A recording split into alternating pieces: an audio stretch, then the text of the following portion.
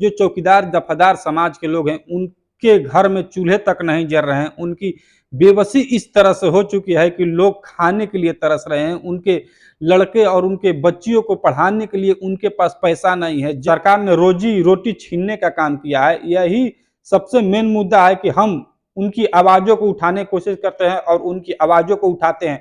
हमारा देखिए एक मकसद है कि जब सरकार कम पैसा पर उनको खटाती थी, तो वो खटते थे और जब ज़्यादा पैसा हुआ उनको आस लगा कि नहीं हमारे भी बच्चे प्राइवेट स्कूल में पढ़े, हमारे भी बच्चे डॉक्टर बने, हमारे भी बच्चे इंजीनियर बने, हमारे भी बच्चे प्रोफेसर बने। हम भी सपना देखें हमारी भी आने वाली पीढ़ियाँ गरीबी से उठकर अमीरी में जिए और उनको अपने मनपसंद के कपड़ा मिले, अपने मनपसंद का खाना मिले। अभी तो ये बात सोच ही रहे थे, तभी सरकार ने उनकी नौकरी छीन ली, तो आखिर वो जाए तो कहाँ जाए।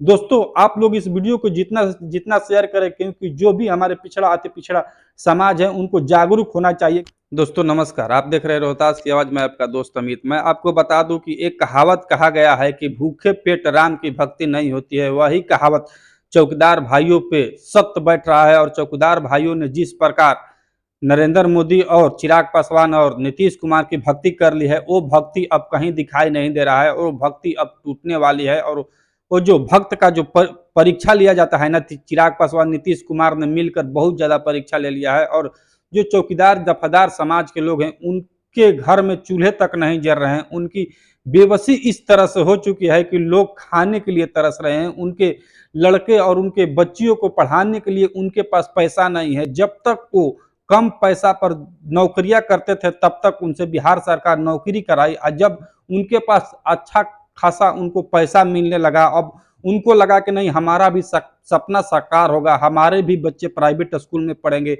हमारे भी बच्चे अच्छे अच्छे अच्छे स्कूलों में पढ़ेंगे, अच्छे अच्छे कपड़े पहनेंगे, अच्छी अच्छी किताबें पढ़ेंगे।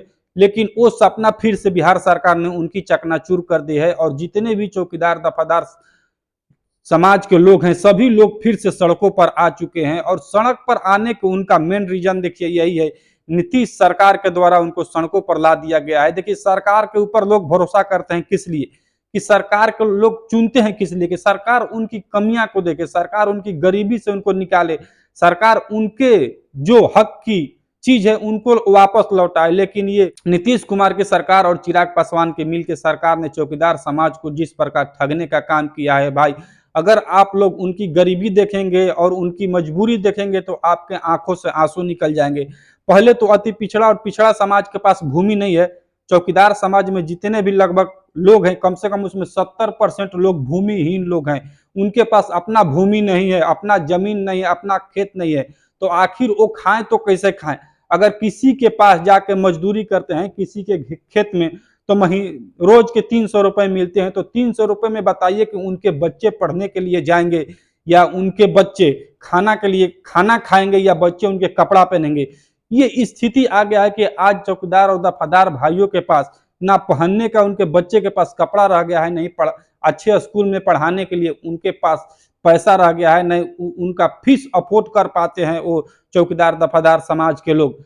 क्योंकि आपको भी पता होगा कि बिहार सरकार की जो स्कूलें हैं वो स्कूल में उस तरह उस ढंग से पढ़ाई नहीं की जाती है। लेकिन हमारे चौकीदार दफादार समाज के लोगों को उनके पास तो जो पैसा आता था वो सरकार ने उनसे छीन ली। उनकी जो नौकरी थी, जो उनके जीने की आस थी, वो भी उनसे सरकार छीन ली। तो आखिर उनके बच्चे जाए तो कहाँ जाए। तो सरकार बिहार में दिन प्रति गरीबी बढ़ाने की काम कर रही है। सरकार गरीबों की हटाने के काम कर रही है, गरीबी हटाने के काम नहीं कर रही है। पासवान समाज के लोग भी इसमें कम से कम 50 से 60% चौकीदारी में हैं। उनके पास भी भूमि नहीं है, वो भी भूमिहीन है।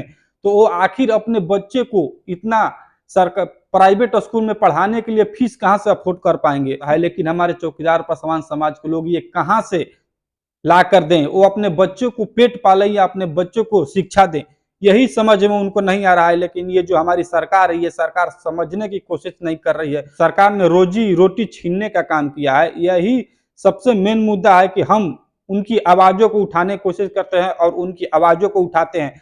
हमारा देखिए एक मकसद है कि जब सरकार कम पैसा पर उनको खटाती थी तो वो खटते थे और जब ज्यादा पैसा हुआ उनको आस लगा कि नहीं हमारे भी बच्चे प्राइवेट स्कूल में पढ़े, हमारे भी बच्चे डॉक्टर बने, हमारे भी बच्चे इंजीनियर बने, हमारे भी बच्चे प्रोफेसर बने, हम भी सपना देखें हमारी भी आने वाली पीढ़ियां गरीबी से उठकर अमीरी में जिए और उनको अपने मनपसंद के कपड़ा मिले, अपने मनपसंद का खाना मिले।